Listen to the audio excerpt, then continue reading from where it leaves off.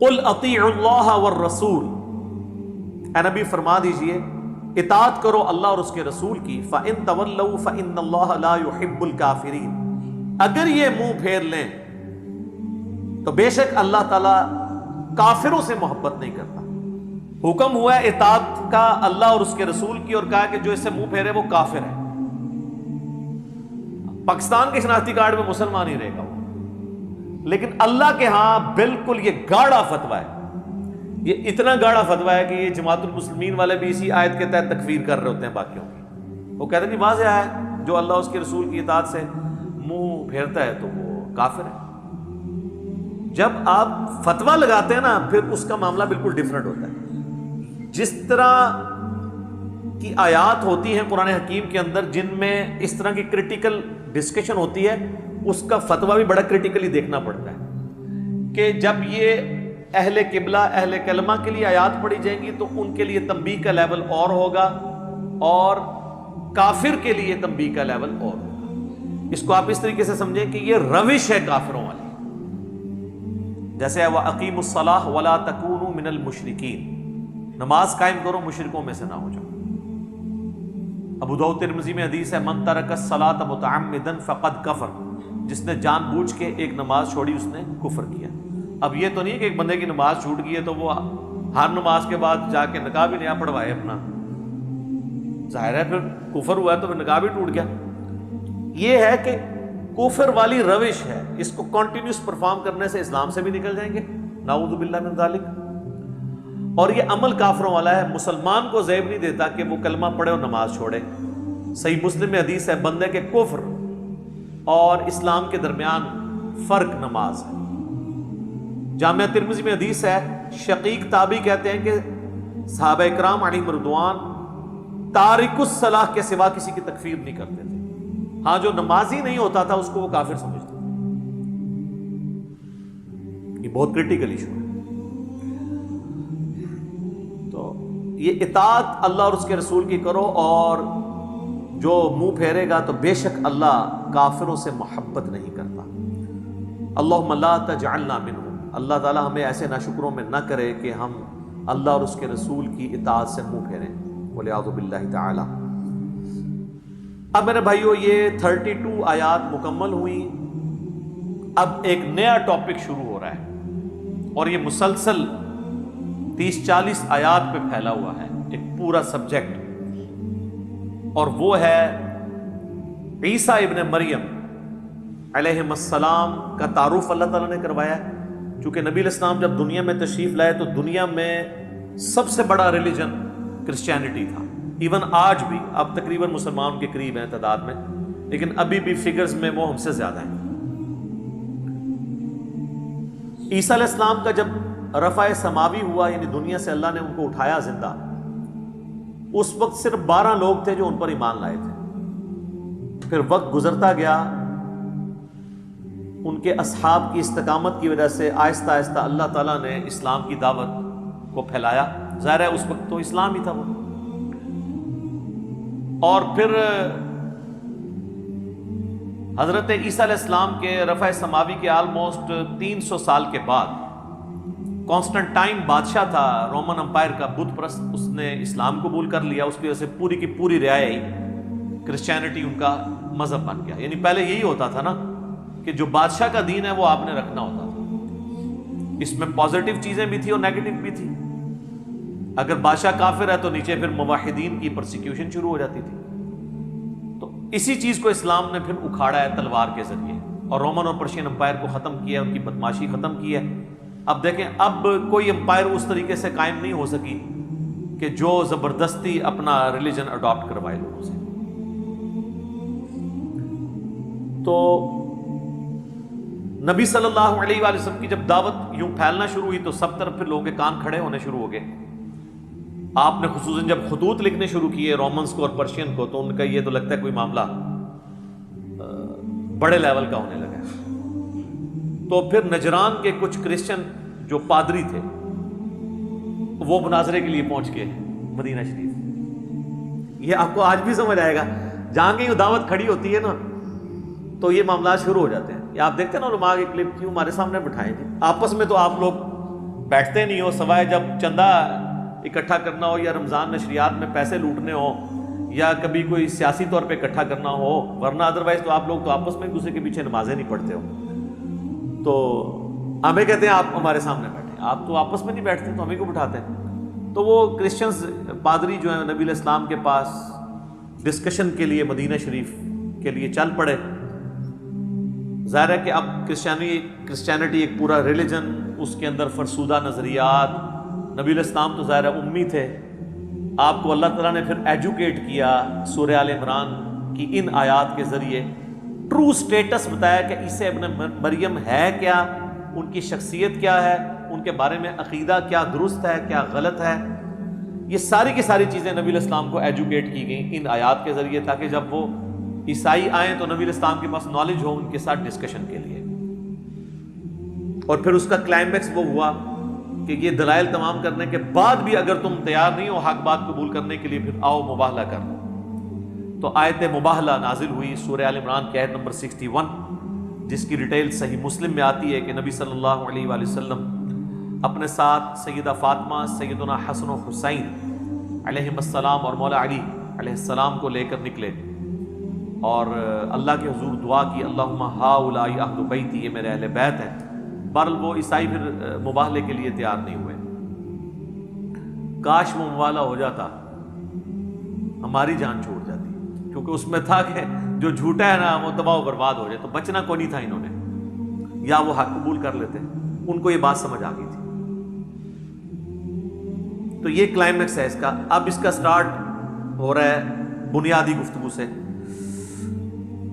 ان اللہ اصطفى آدم و نوحا و آل ابراہیم و آل عمران علی العالمین. بے شک اللہ تعالیٰ نے چن لیا آدم علیہ السلام کو، نوح علیہ السلام کو، ابراہیم علیہ السلام کو، ان کی اولاد کو، اور عمران کی آل کو، اولاد کو، سارے جہان والوں میں سے فضیلت دیتے ہوئے. اب یہ وہ آیت ہے جس کی وجہ سے ڈاکٹر اسرار صاحب کا یہ موقف تھا کہ یہ حضرت آدم علیہ السلام کو جو اللہ نے چنا ہے، تو چننے کا عمل اسی وقت جسٹیفائی ہوتا ہے جب نمبر آف آپشن موجود ہو. ان میں سے آدم کو چنا گیا، اور اس کی وجہ سے ان پہ پھر الزام بھی لگا کہ وہ کوئی ایوولوشن کے قائل ہیں. حالانکہ وہ ایوولوشن کے قائل نہیں تھے. ڈارونزم کے خلاف سب سے زیادہ ڈاکٹر اسرار صاحب بولا کرتے تھے. یہ پاسبلٹی ہو سکتی ہے کہ اللہ تعالیٰ نے جو ہے وہ انسانوں میں سے ایک انسان کو پرائرٹی دی، اس عقیدے کے ساتھ کہ سب سے پہلا انسان آدم علیہ السلام تھے، اور ظاہر یہ بندروں سے نہیں ہے، ان کی اسپیشیز الگ سے ہے. اللہ تعالیٰ نے آدم علیہ السلام کو چن لیا. اور دوسرے معنوں میں یہ ہو سکتا ہے کہ اللہ نے آدم علیہ السلام کو ایک خاص فضیلت دی کہ انہیں ساری انسانیت کا باپ بنایا، یعنی چنا کہ جو میں ایک نئی مخلوق بنانے لگا ہوں اس کا جد امجد آدم ہوگا. تو یہ بھی درست ہے. اور جب نوح علیہ السلام کے زمانے میں وہ سیلاب آیا، اس کے بعد نوح علیہ السلام کے ذریعے یہ سارا سلسلہ چلا. اور ابراہیم علیہ السلام تو ایک ڈومیننٹ پرسنالٹی ہے. ہم کلیم کرتے ہیں ہم دین ابراہیمی کے اوپر ہیں. اس وقت دنیا میں جتنے آسمانی مذاہب کے ماننے والے ہیں سب اپنے آپ کو ابراہیمی مذہب کے اوپر، دین کے اوپر کہتے ہیں، چاہے وہ کرسچنز ہوں، جوز ہوں یا مسلمز ہوں. اور یہ آل عمران جو ہے، عمران یہاں پر بعض بہت کم محدثین کا اور مفسرین کا موقف ہے کہ یہ عمران سے مراد حضرت موسیٰ علیہ السلام کے والد ہیں. اکثریت کا موقف یہی ہے کہ یہ عمران وہی ہیں جن کی نسل کا آگے ذکر ہو رہا ہے، سیدنا عیسیٰ علیہ السلام کے نانا اور سیدہ مریم سلام اللہ علیہا کے والد، یہ وہ ہیں عمران. تو آل عمران کو اللہ تعالیٰ نے چن لیا. ظاہر ہے کہ پھر ان کی اولاد کو اللہ نے چنا نا. سیدہ مریم کو فضیلت دی، پھر ان کے ساتھ معجزانہ معاملہ فرمایا، اور پھر ان کے عیسیٰ علیہ السلام کی ولادت ہوئی. اور پھر وہ پوری دنیا میں، آج دیکھ لیں دنیا میں حضرت عیسیٰ علیہ السلام وہ اتنی بڑی پرسنالٹی ہیں کہ اس وقت دنیا میں سب سے زیادہ جس پیغمبر کے ماننے والے ہیں وہ حضرت عیسیٰ علیہ السلام ہیں. کرسچنز ٹوٹی پوٹی فارم میں مانتے ہیں، ہم ان کو ٹرو فارم میں مانتے ہیں. ہم بھی شامل ہیں اس میں، ان کے ماننے والوں میں. ٹھیک ہے. تو عیسیٰ علیہ السلام بہت غیر معمولی شخصیت ہے. یہ حقیقت بات ہے کہ پیغمبروں میں جتنی کوالٹیز اللہ تعالیٰ نے معجزات کی شکل میں حضرت عیسیٰ علیہ السلام کو دی ہے، یہ کسی اور پیغمبر کو نہیں اس طرح کی کوالٹیز ملی۔ پیدائش معجزانہ، اٹھایا جانا معجزانہ، آج تک زندہ ہے۔ دنیا میں ایک ہی شخص ہے جس نے دوبارہ آنا ہے، عیسیٰ ابن مریم۔ اور جو معجزات دیے وہ اتنے غیر معمولی ہیں، وہ اب یہاں پہ ذکر آئے گا تو ساتھ ساتھ ہم ڈسکس کریں گے۔ ذریۃ بعضها من بعض، ان میں سے بعض کی اولاد ہے۔ ظاہر ہے کہ حضرت ابراہیم اور نوح علیہ السلام آدم علیہ السلام کی اولاد ہے، اور اس طریقے سے بنی اسرائیل جو ہیں وہ ابراہیم علیہ السلام کی اولاد ہے۔ خود حضرت عیسیٰ علیہ السلام بھی نسلاً تو بنی اسرائیل سے ہی تھے نا، یہودی النسل ہی تھے۔ واللہ سمیع علیم، اللہ سننے والا ہے، علم والا ہے۔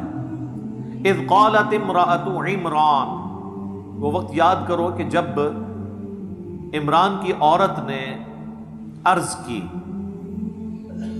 قرآن میں صرف ایک عورت ہے جس کا نام ہے، وہ مریم ہے، باقی اسی سٹائل میں بات ہوتی ہے۔ امرأۃ لوط، امرأۃ نوح کی عورت، لوط کی عورت۔ تخت بلقیس والا واقعہ ہے، بلقیس کا نام نہیں آیا۔ زلیخا کا سیدنا یوسف علیہ السلام کے ساتھ واقعہ ہے، زلیخا کا نام نہیں آیا۔ یعنی قرآن کا جو مزاج ہے نا وہ سیکس ڈسپلن کو بڑا فالو کرتا ہے۔ اور حضرت مریم کا نام بھی صرف حضرت عیسیٰ علیہ السلام کی وجہ سے ہوا، کیونکہ حضرت عیسیٰ کے والد کوئی نہیں تھے، ادروائز سیدہ مریم کا نام بھی قرآن میں نہ ہوتا۔ ان کی نسبت کی وجہ سے آیا کہ ان معجزانہ۔ تو یہاں پہ بھی دیکھیں کہ عمران کی عورت نے عرض کی، ربی انی نذرت لک ما فی بطنی محررا، اے میرے رب میں منت مانتی ہوں تیرے لیے کہ جو میرے شکم میں ہے، جو میرے پیٹ میں ہے، میں اسے سب کاموں سے آزاد کر دوں گی۔ اور ٹیمپل آف سلیمان، ہیکل سلیمانی کا مجاور کے طور پہ میں اسے جو ہے وہ خدمت کے لیے پیش کر دوں گی۔ اب یہ مجاور، یہ خانقاہوں والا مجاور نہیں ہے، یعنی اگر کوئی شخص یہاں پہ منت مانے کہ میں خانہ کعبہ کی خدمت کے لیے، وہ تو ابھی سعودی حکومت نے ہزاروں ملازمین رکھے ہوئے ہیں، وہاں کی صفائی کے لیے یا وہاں پہ حاجیوں کو پانی پلانے کے لیے میں اپنے بچے کو وقف کرتا ہوں، تو وہ تو اللہ کے لیے وقف ہو رہا ہے نا۔ تو اسی طریقے سے بنی اسرائیل میں بھی ٹریڈیشن تھی کہ وہ اپنی اولاد کو وقف کر دیتے تھے۔ ہیکل سلیمانی میں ظاہر پوری دنیا سے لوگ آتے تھے اس کی خدمت کے لیے۔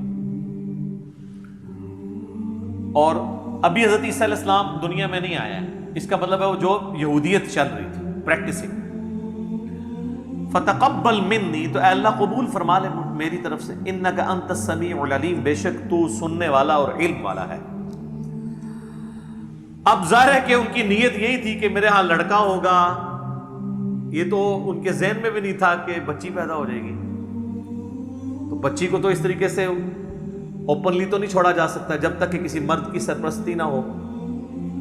تو وہ تو دعا کر کے بے فکر ہوگی کہ اب اللہ مجھے ایک لڑکا دے گا تو میں اس کو اللہ کے لیے وقف کر دوں گی۔ فلما وضعتها، جب ان کا وضع حمل ہوا، قالت رب انی وضعتها انثى، انہوں نے کہا میرے رب یہ تو میرے ہاں لڑکی پیدا ہو گئی ہے، میرے تو سارے خواب چکنا چور ہو گئے، میں نے تو کہا تھا بیٹا ہوگا تیرے لیے وقف کروں گی۔ اچھا، اب یہ اللہ سے وہ گفتگو کر رہی ہیں دعا کی شکل میں۔ ابھی اللہ اور سیدہ مریم کی کمیونیکیشن شروع نہیں ہوئی ہے۔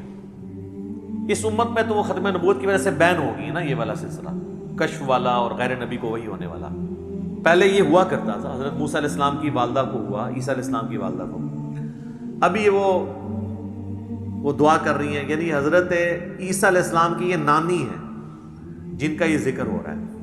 انہوں نے کہا میں نے تو بیٹی میرے ہاں پیدا ہو گئی ہے۔ واللہ اعلم بما وضعت، اللہ فرماتا ہے اللہ خوب جانتا تھا کہ اس کے ہاں کیا بیٹی پیدا ہو گئی ہے۔ ہائے ہائے ہائے، ولیس الذکر کالانثی، اور کوئی لڑکا اس لڑکی کے مانند نہ ہو سکے۔ اللہ نے تو وہ بچی دے دی ہے اس کو کہ کوئی لڑکا بھی اس بچی کے مقابلے کا نہیں ہو سکتا جو اللہ تعالیٰ نے اس کو فضائل اور برکات دینے ہیں۔ تو انہوں نے کہا وَإِنِّي سَمَّيْتُهَا مریم، ان کا بے شک میں اس کا نام رکھتی ہوں مریم، وَإِنِّي أُعِيذُهَا بِكَ وَذُرِّيَّتَهَا مِنَ الشَّيْطَانِ الرَّجِيمِ، اور اے میرے رب بے شک میں اسے بھی اور اس سے جو آگے اولاد پیدا ہوگی نا، نانی تھی نا تو پوری پلاننگ کی ہوئی ہے کہ میری جو بچی ہوئی ہے اس کو اور اس کی آگے جو اولاد ہوگی نا، اللہ میں تیری پناہ میں شیطان مردود کے اگینسٹ تیری پناہ میں اسے دیتی ہوں کہ شیطان سے وہ محفوظ رہیں۔ اب ظاہر ہے یہ اللہ تعالیٰ نے ان کی زبان پہ یہ باتیں جاری کی ہیں، ان کو تو نہیں پتا تھا کہ میرا نواسا جو ہے وہ اتنی بڑی پرسنالٹی ہونے والا ہے۔ تو اس پہ اللہ تعالیٰ کے ذرا کامنٹ سنیں۔ فَتَقَبَّلَهَا رَبُّهَا بِقَبُولٍ حَسَنٍ، اللہ تعالیٰ ماتا ہے پس اس کے رب نے قبول کر لیا بڑے اچھے طریقے سے، وَأَنبَتَهَا نَبَاتًا حَسَنًا، اور اس بچی کو بڑے اچھے طریقے سے پروان چڑھایا، وَكَفَّلَهَا زَكَرِيَّا، اور ان کی جو کفالت تھی وہ زکریا علیہ السلام، ایک وقت کے پیغمبر کے ذریعے ٹریننگ ہو رہی ہے جناب۔ تو اللہ نے فرمایا کہ میں نے دعا قبول کر لی۔ اس کانٹیکسٹ میں بخاری اور مسلم میں ایک حدیث ہے، نبی صلی اللہ علیہ وآلہ وسلم نے فرمایا جب کبھی بھی کوئی بچہ پیدا ہوتا ہے نا تو شیطان اسے ٹھونگ مارتا ہے جس کی وجہ سے وہ چیختا ہے، لیکن یہ جو حضرت مریم کی والدہ کی دعا تھی نا، اس کی برکت سے سیدہ مریم اور ان کے بیٹے عیسیٰ ابن مریم کو اللہ نے یہ فضیلت دی ہے کہ شیطان سے انہیں محفوظ کی ہے۔ الحمدللہ۔ سبحان ربک رب العزت عما یصفون وسلام علی المرسلین والحمدللہ رب العالمین، آمین۔ اب بڑے مزے کی ایک ایونٹ ڈسکس ہونے لگا، کلما دخل علیہا زکریا المحراب، جب کبھی بھی زکریا علیہ السلام محراب میں داخل ہوتے، یعنی وہ ایک محراب نما حجرہ بنا تھا جہاں حضرت مریم عبادت کرتی تھی، تو ان کے ٹیچر کے طور پر یہ خالو بھی لگتے تھے اور ایج ڈیفرنس بھی بہت زیادہ تھا اور پیغمبر بھی۔ جب کبھی وہ داخل ہوتے محراب میں، وجد عندها رزقا، تو وہاں پہ وہ رزق پاتے۔ اللہ اکبر۔ وہ رزق ایک غیر معمولی رزق، یہ نہیں ہے کہ کوئی آ کے نذرانہ چڑھا کے چلا جاتا تھا، ورنہ تو حضرت زکریا کو پتا ہوتا کہ یار یہ تو فلاں دے گیا ہے۔ بے موسمی پھل بھی ہوتے، موسم والے بھی، بڑے زبردست قسم کا فروٹ جو لگتا نہیں تھا کہ وہ قریب سے آ سکتا ہے۔ تو حضرت زکریا علیہ السلام نے ان سے پوچھا، قال یا مریم انا لکی ھذا، اے مریم یہ کہاں سے تیرے لیے یہ اتنا فروٹ آ جاتا ہے، ایسا رزق آ جاتا ہے۔ آپ ذرا پیری مریدی کے رشتے میں ذرا دیکھیں اس کو۔ پیر ہیں حضرت زکریا، اور دنیا کے بنائے ہوئے پیر نہیں، اللہ کے بنائے ہوئے پیغمبر، اور شاگرد بھی کوئی عام نہیں ہے، سیدہ مریم ہے۔ اور پیر اپنے مرید سے، مریدنی سے، یا اپنے سٹوڈنٹ سے پوچھ رہا ہے کہ یہ تیرے اوپر جو اتنا فضل و کرم ہے، خاص بے موسمی پھل ہیں، یہ کہاں سے آ گئے؟ آپ کے پاکستان کے مرید ہوتے تو کہتے حضور تہاڈی نگاہ مرشد ہے۔ ہاں، کیونکہ یہ تصوف کی لائن میں اللہ کا نام یوز ہوتا ہے، باقی فنا فی شیخ میں ختم ہو جاتا ہے بندہ، فنا فی اللہ تک نہیں پہنچتا۔ قرآن میں تو فنا فی شیخ کا کوئی تعلق ہی نہیں قرآن کے ساتھ۔ قرآن میں رسول کی یا خلیفہ کی بیعت ہے، اور وہ بھی مشروط ہے اللہ کے ساتھ۔ رسول اللہ نے بھی بیعت لی نا حدیبیہ کے موقع پر، تو سورہ فتح میں آیا کہ اے نبی یہ جو تم سے بیعت تم لے رہے ہو نا جن کی، یہ ان کے ہاتھوں پہ اللہ کا ہاتھ ہے۔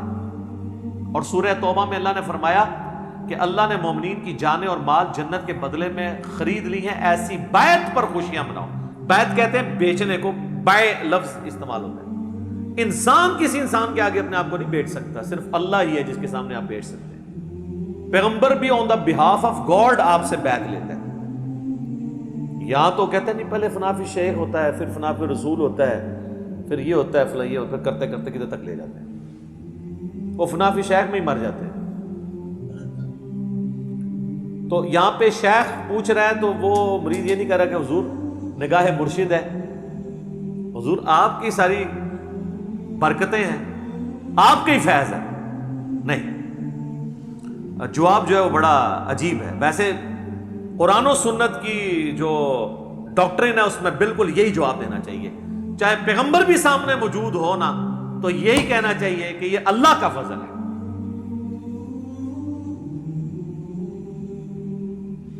قالت ہوا من عند اللہ، وہ کہنے لگی اللہ کی طرف سے. اللہ ان اللہ یرزق من یشاء بغیر حساب، بے شک اللہ جسے چاہتا ہے بغیر حساب و کتاب کے رزق عطا فرما دیتا ہے.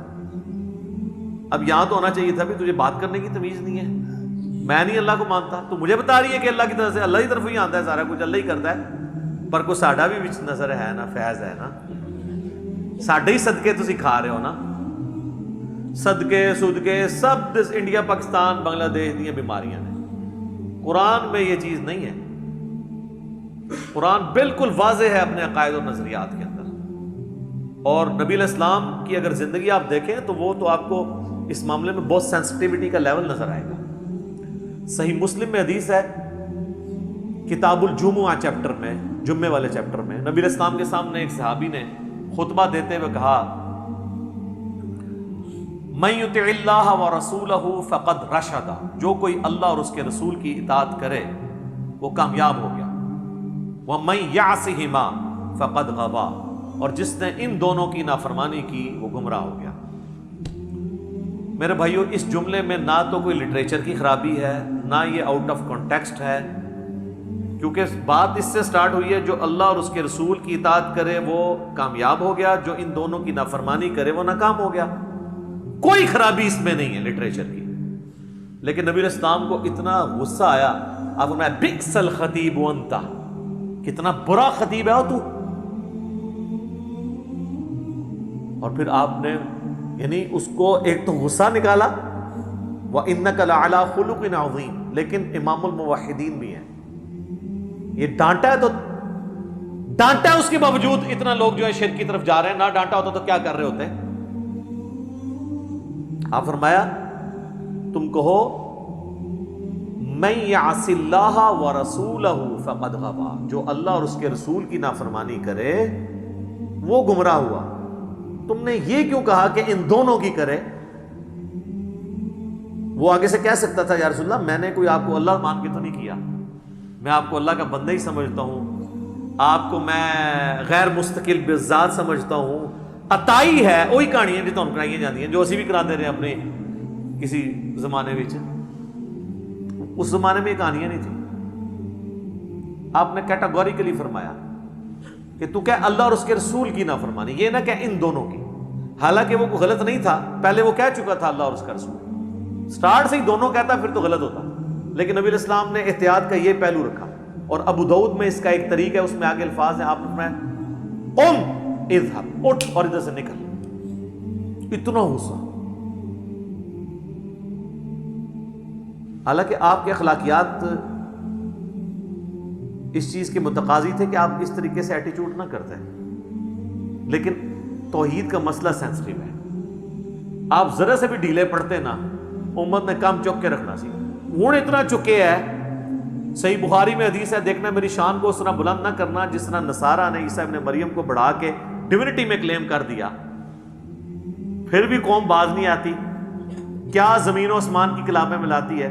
میں مفتی منیب الرحمان صاحب کے پاس بیٹھا ہوا تھا، 22 مارچ 2007 کی بات ہے، آلموسٹ 13 سال پہلے. تو مجھ سے فرمانے لگے کہ میں تو نعت خانوں کی مجلس میں جانا اب چھوڑ گیا ہوں، یہ شرکیاں نعتیں پڑھتے ہیں. میں حیران ہو گیا، جی مفتی منیب صاحب کہہ رہے ہیں شرکیاں پڑھتے ہیں. وہ کیڑا اتنا وڈا شرک ہے، اتنا موٹا گاڑا شرک جڑا مفتی صاحب کو نظر آ رہا ہے. تو کہتے ہیں یہ دیکھو نا، یہ پڑھتے ہیں خدا کا پکڑا چھڑائے محمد، محمد کا پکڑا چھڑا کوئی نہیں سکتا. تو ان کو شرم نہیں آتی ہے؟ یہ شان الوہیت اور شان رسالت کا مقابلہ کرواتے ہیں. الفاظ دیکھیں، یہ کیا رسول اللہ یہ بات سن سکتے ہیں کہ خدا کا پکڑا چھڑائے محمد، محمد کا پکڑا چھڑا کوئی نہیں سکتا؟ سر پکڑتا بھی خدا ہے، چھڑاتا بھی خدا ہے. ذریعہ کسی کو بناتا ہے اور اس کو بھی اذن دیتا ہے اپنی اجازت سے. اسی لیے قرآن میں بار بار ہے شفاعت بھی اللہ کی ہے. من ذا الذی یشفع عندہ الا باذنہ، دھونس نہیں ہے، بالاذن ہے۔ یہ اس طرح کے جملے بولنا، پھر اس کو کہنا دیکھیں نا جی وہ قیامت دن لوگ پکڑے جائیں گے تو حضور چھڑوا لیں گے، سر وہ یہ آپ نبی علیہ السلام کے سامنے ذرا بات کر کے دیکھیں، نبی علیہ السلام کیا دھونس سے چھڑوائیں گے؟ اس طرح کے جملے بولنا، یہاں دیکھ لیں نبی علیہ السلام نے اس کو یہ بھی نہیں کہنے دیا کہ جس نے ان دونوں کی نافرمانی کی، اس کو کہتے ہیں مزاج رسول صلی اللہ علیہ وسلم۔ اس سے بھی اگلا ورژن لے لیں، مسند امام احمد میں حدیث ہے، نبی علیہ السلام سے ایک صحابی نے عرض کی یا رسول اللہ ما شاء اللہ و شئت، اے اللہ کے رسول جو اللہ چاہے اور جو آپ چاہیں۔ ہمارے تو جناب بسوں کے پیچھے لکھا ہوتا ہے اللہ نبی وارث، تو نبی علیہ السلام فرمایا اجعلتنی للہ ندا، کیا تو نے مجھے اللہ کے مقابلے پہ ند بنا دیا، کھڑا کر دیا؟ قل بل ما شاء اللہ وحدہ، بلکہ کہہ جو اکیلا اللہ چاہے۔ وہ آگے کہہ سکتا تھا یا رسول اللہ میں آپ کو اللہ تو نہیں مانتا ہوں، ظاہر کو صحابی تو حضور کو اللہ نہیں مانتا ہوگا، یا رسول اللہ میں نے یہ کہا ہے کہ اللہ کی مرضی سے ہی آپ بھی چاہ کے وہ جڑی ایڈی لمبی ایکویشن بنا دینا نا، اس زمانے چ کہانیاں نہیں سن پائی، بالکل 24 کیرٹ سونا تھا۔ اچھا کتابوں میں آج بھی ہے، میں ایک بریلوی عالم کے پاس بیٹھا ہوا ہے، ہمارے جیلم کی 3 مسجدوں میں وہ جمعہ پڑھاتے ہیں، یعنی 3 جگہ تقریر کرتے ہیں، ایک جگہ جماعت کراتے ہیں، اتنا ان کو شوق ہے دین کی خدمت کرنے کا، لیکن تنخواہ بھی لیتے ہیں تینوں جگہ سے۔ تو ان کے سامنے بیٹھا تو میں نے ان کو یہ حدیث بیان کرنی شروع کی نا، ابھی میں صرف ادھر پہنچا نا اجعلتنی للہ ندا، کہتے ہیں جی اور مرزا صاحب آپ نے کیا سمجھا اس کو؟ میں نے کہا جی آپ سمجھائیں۔ وہ کہتے ہیں اصل میں حضور پوچھ رہے تھے دیکھو مجھے تم نے اللہ تو نہیں بنا لیا نا کہیں، یعنی اگر اللہ نہیں بنایا پھر یہ کہہ سکتے ہو ماشاء اللہ ہوا شئتا، جو اللہ چاہے جو اس کا رسول چاہے۔ میں کہ سر آگے سنتے لو، آگے الفاظ نے قل بل ماشاء اللہ وحدہ، بلکہ کیا اکیلا جو اللہ چاہے۔ تو حدیث نے اپنی حفاظت کر دی، حضور یہ نہیں پوچھ رہے تھے کہ بھئی اگر اللہ مان کے کر رہے ہو تو نہ کہا کرو، اگر مجھے مخلوق سمجھ کے کہہ رہے ہو تو پھر کہہ دیا کرو کہ جو اللہ کی مرضی اور جو اس کے رسول کی مرضی۔ لیکن ایک ایکسیپشن ہے یہاں پہ، جب دین کا مسئلہ کوئی آئے گا نا تو ہم یہی کہیں گے اللہ اور اس کا رسول بہتر جانتے ہیں، کیونکہ دین کون سکھاتا ہے؟ پیغمبر۔ لیکن جو تکوینی امور ہیں، جو تقدیر سے تعلق رکھتے ہیں، وہ اللہ کے ساتھ خاص ہے۔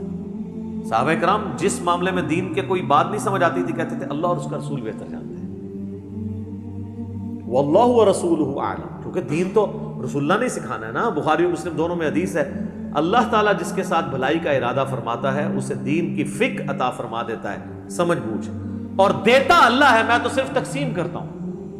نبی علیہ السلام نے کہا یہ جو دین بھی میں سکھا رہا ہوں نا، یہ میں اپنی کوئی بات نہیں سکھا رہا، اللہ مجھے دیتا ہے۔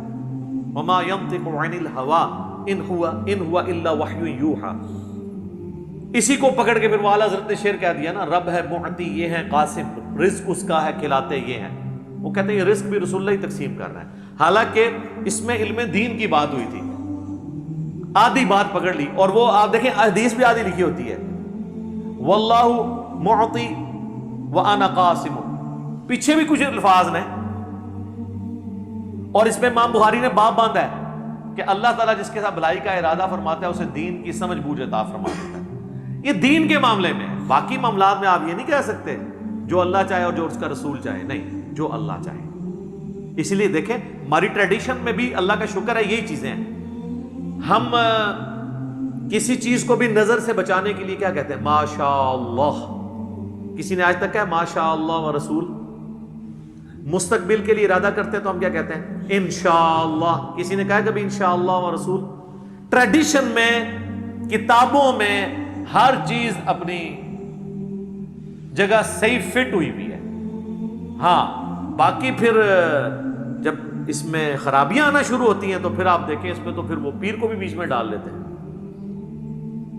کئی لوگ ہیں وہ اپنے کئی ایک دنیاوی معاملات میں بھی کہتے نہیں پہلے میں پیر صاحب سے مشورہ کروں گا پھر میں اس کے مطابق چلوں۔ یہ ان کی یعنی ایک گراوٹ کا لیول ہوتا ہے۔ تو یہ حضرت سیدہ مریم نے امت کو عقیدہ دے دیا ہے، اپنی ماننے والوں کو بھی اور ہمیں بھی، ہم بھی ان کے ماننے والے ہیں کہ آپ نے یہی کہنا ہے کہ اللہ جسے چاہتا ہے بغیر حساب و کتاب کے رزق دیتا ہے، اب جب حضرت زکریا علیہ السلام نے یہ بات سنی نا، سر دیکھیں، ہنالک دعا زکریا ربہ، این اسی وقت اسی جگہ پر، دیر اینڈ دین، ہنالک عربی میں استعمال ہوتا ہے اسی وقت اسی جگہ پر دعا کر دی انہوں نے. قال رب هب لي من لدنك ذرية طیبہ، اے رب میرے مجھے اپنے پاس سے ایک پاکیزہ اولاد عطا فرما، انک سمیع الدعاء، بے شک تو دعاؤں کا سننے والا ہے. سورہ مریم میں تو ڈیٹیل ہے کہ وہ پوری تمہید بناتے ہیں کہ مجھے ایک اولاد چاہیے جو اولاد یعقوب کی وارث بنے، یعنی بنی اسرائیل کی، اور یہ جو میں ہیکل سلیمانی کی دیکھ بھال کر رہا ہوں تو مجھے بھی ایک اپنا ایک گدی نشین آپ سمجھ لیں، خانقاہ نشین، یہ لیکن اللہ کی خانقاہ، جس کے لیے ہم خانقاہ کا لفظ اپنی امت میں دار ارقم، ہم اس اکیڈمی کو دار ارقم کہتے ہیں، کیونکہ نبی علیہ السلام کو جب یہ لوگ کون جن کی اولادیں آج دین کا کام نہیں ہمیں کرنے دیتی، ان کے باوجداد جب کھلے عام دعوت و تبلیغ نہیں کرنے دیتے تھے تو نبی علیہ السلام دار ارقم میں بیٹھ کے تو لوگوں کو دین سکھایا کرتے، اس لیے ہم نے اپنی اس اکیڈمی کا نام دار ارقم رکھا ہوا ہے اس اعتبار سے. تو خانقاہ کا لفظ بھی آپ یوز کر سکتے ہیں، لیکن وہ چونکہ اب کافی بدنام ہو چکا ہے تصوف کی وجہ سے، اس لیے دار ارقم. پھر جب ہمارے نبی کی سنت دار ارقم ہے تو ہم کیوں ہیکل کا لفظ یا معبد کا لفظ استعمال کریں؟ ہمیں وہی ٹرمز یوز کرنی چاہیے. عبادت گاہ کے لیے مسجد کی ٹرم، اسی لیے ہم نے مسلم کی ٹرم بھی عام کی ہے کہ نہ میں وابی، نہ میں بابی، میں ہوں مسلم علمی کتابی. آپ ساری وہ ٹرمنالوجیز یوز کریں جو قرآن اور سنت کے اندر آئی ہیں، فخر کے ساتھ کریں. مؤمن، مسلم، مسجد، یہ سارے الفاظ تو ہاں، البتہ اس میں غلوب نہیں ہونا چاہیے. جیسے جماعت المسلمین والے ہیں وہ کہتے ہیں نماز کا لفظ آپ نہ یوز کریں. ظاہر ہے کہ جب آپ کچھ چیزیں رناؤنڈ ہو جاتی ہیں وہاں پہ بھی صلاح کا لفظ ضرور استعمال کریں. میں پریفریبلی یہی کہتا ہوں صلاح کا لفظ یوز کرنا چاہیے، لیکن اگر کوئی اس کو ترجمے کے طور پہ یوز کر لیتا ہے نا، مسلم کا ترجمہ مسلمان کر لیتا ہے، ٹھیک ہے. اختلاف وہاں کیا کریں جہاں اوریجنل بات کا ترجمہ کرنے کی بجائے کوئی نئی بات داخل کر دی جائے. مسلم کی جگہ اگر کوئی مسلمان یوز کرتا ہے نا تو اس کا ترجمہ کر رہا ہے فارسی میں، کوئی نئی ٹرم نہیں ایجاد کر رہا. لیکن مسلم کی جگہ جب بریلوی دیوبندی اہل حدیث شیعہ آتا ہے نا، یہ نئی چیز ہے. یہ کوئی بھی نہیں مانے گا کہ مسلمان کا مسلم کا ترجمہ یہ ہوا ہے. صلاح کا ترجمہ سارے نماز مانتے ہیں کہ نماز ہے، لیکن قوالی اس کو کوئی نہیں مانے گا کہ یہ صلاح کا ترجمہ ہوا ہے.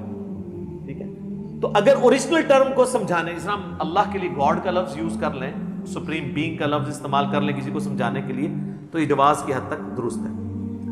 تو اللہ تعالیٰ سے انہوں نے جب دعا کی تو پھر اللہ تعالیٰ کی طرف سے آواز دی گئی، فَنَادَتْهُ الْمَلَائِكَةُ وَهُوَ قَائِمٌ يُصَلِّي فِي الْمِحْرَابِ.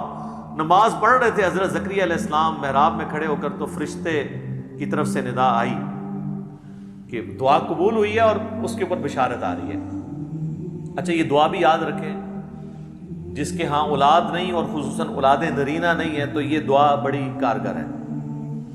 اور دوسرا یہ کہ بالکل مایوسی کے آخری لیول پہ بھی پہنچے ہوں تو اللہ تعالیٰ کے ساتھ دعا والا معاملہ کبھی بھی نہیں توڑنا چاہیے. اور حضرت زکریا علیہ السلام کو یہ بات کلک کر گئی کہ وہ اللہ جو بغیر موسمی پھل مریم کو دے سکتا ہے تو مجھے اس بڑھاپے کے اندر اولاد بھی دے سکتا ہے. یہ انہوں نے اجتہاد کیا، اس طرح کا اجتہاد کیا کریں، بالکل الٹ اجتہاد نہ کر لیں. ان اللہ یبشرک بیحییٰ مصدقا بکلمۃ من اللہ، بے شک اللہ تعالیٰ آپ کو خوشخبری دیتا ہے ایک بچے کی جس کا نام یحییٰ ہوگا. اور سورہ مریم میں آتا ہے اس نام کا پہلے کوئی بچہ نہیں تھا، اللہ نے خود نام رکھ دیا، تصدیق کرنے والا ایک اللہ کے خاص کلمے کی. ابھی حضرت زکریا کو بھی نہیں پتا کہ یہ کلمہ کون ہوگا، عیسیٰ ابن مریم، کیونکہ وہ تو پیدا نہیں ہوئے. تو کہا کہ تیرا وہ بچہ پیدا ہونے والا ہے جو اپنے وقت کے سب سے عظیم الشان انسان اور انسانی تاریخ میں ایک بہت بڑے پیغمبر کی تصدیق کرنے والا پیغمبر ہوگا، حضرت عیسیٰ علیہ السلام کی. من اللہ، اللہ کی طرف سے جو کلمہ ہوگا، وَسَيِّدًا وَحَصُورًا وَنَبِيًّا مِّنَ الصَّالِحِينَ، اور وہ سردار ہوگا اور عورتوں سے ہمیشہ بچنے والا اور انبیاء میں سے اور صالحین میں سے ہوگا. ساری کوالٹیز اللہ تعالیٰ نے گنوا دی ہیں. عورتوں سے بچنے والا بعض لوگ اس کو یہ سمجھے کہ شاید وہ کوئی نعوذ باللہ ان میں کوئی مردانہ صفات نہیں تھی. ایسا نہیں ہے. یعنی ان کی ایک کوالٹی تھی کہ وہ دنیا سے بہت زہد کی زندگی تھی ان کی. یقین کریں حضرت زکریا علیہ السلام کے اس بیٹے یحییٰ بن زکریا کے اگر آپ واقعات پڑھیں تو انسان پریشان ہو جاتا ہے کہ اتنی چھوٹی عمر میں ان کو اللہ نے کیا دنائی کیا زہد دیا تھا. اسرائیلی روایتوں میں کئی ایک واقعات حضرت یحییٰ علیہ السلام کے بارے میں ملتے ہیں. تو اللہ نے پہلے ہی پریڈکٹ کر دیا, ظاہر غیبی خبر دے دی کہ وہ عورتوں سے بچنے والا اور سردار, واقعی سردار کہلانے کا حقدار, انسانیت کو لیڈ کرنے والا اور نبیوں میں سے اور صالحین میں سے ہوگا. یہ بشارت ان کو ملی. اس کے بعد حضرت زکریا علیہ السلام نے کچھ باتیں اللہ تعالیٰ سے کی, وہ انشاءاللہ تعالیٰ اگلی کلاس کے اندر ہم ڈسکس کریں گے. وہ بڑی انٹرسٹنگ گفتگو ہے اور یہ یعنی قرآن حکیم کا ایک بڑا اہم ترین مقام ہے جو ہم ڈسکس کر رہے ہیں. ویسے کرنے کو تو میں 50 آیات بھی کور کر دیتا, لیکن میں چاہتا ہوں کہ میں ایسی قرآن کلاس ریکارڈ کرواؤں کہ جو آج کے دور کی ہو, ہمارے ایشوز کو سیٹل کرتی ہو. باقی تو ترجمے ہوئے ہیں, میرے نزدیک تو ترجمہ بھی بہت ہوتا ہے, لیکن اگر تفسیر کرنی ہے پھر نٹی گریٹیز کو ڈسکس کرنا, موجودہ دور کے سارے اختلافات کو ڈسکس کرنا, یہ ساری چیزیں بہت ضروری ہیں.